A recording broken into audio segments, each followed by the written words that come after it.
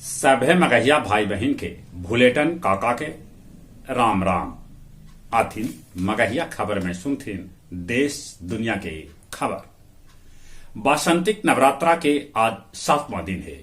भक्त सभे करतन काल रात्रि के ध्यान। आज छठ के पर्वैतिन सभे देलन उगैत सूरज के अरग। 4 दिनी छठ होयल समाप्त। पवित्र रमजान महीना के आज चौथा दिन है। राष्ट्रपति महामहिम द्रौपदी मुर्मू कोलकाता पहुंचलन।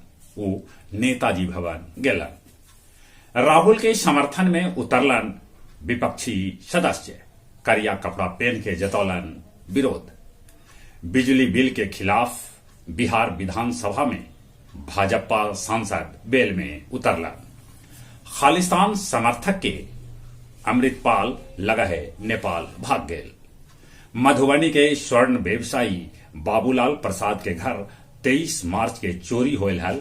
अब पुलिस 1 किलो सोना के गहना 25 किलो चांदी के गहना के साथे 8 गो लुटेरा के कैलक गिरफ्तार। लालू राबड़ी बनलन दादा दादी। बिहार के उप मुख्यमंत्री तेजस्वी यादव के घर में बेटी जन्म लेलक। परिवार में है खुशी।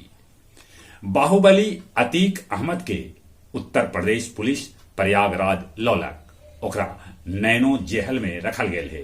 आज अपहरण मामला में सुनावल जा सका है कोर्ट के सजाए। अफ्रीका से आयल एगो चीता के मौत के है खबर। न्यायिक सुधार के विरोध में इजराइल में प्रदर्शन जारी। अमेरिका के कैलिफोर्निया स्थित गुरुद्वारा में 2 गो आदमी के गोली मार देवल गेल। तनाव के बीच ताइवान के पूर्व राष्ट्रपति चीन के यात्रा कर रहलन है। भारत नेपाल के बीच रेल यात्रा अगला महीना से शुरू हो सका है। साहित्य महापरिषद गया मनौलक अपन 8वां वार्षिक उत्सव। एकरा में डॉक्टर जंग बहादुर पांडे के भेटायल जानकी वल्लभ सम्मान। इस अवसर पर साहित्य महापरिषद अपन पत्रिका के विमोचन भी कैलक।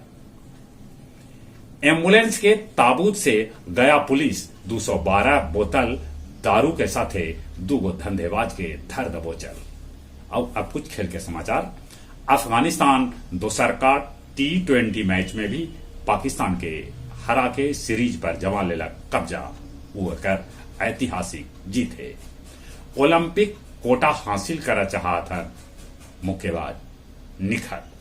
चली एक बार फिर से अपने सभे के भुलेटन काका के राम राम।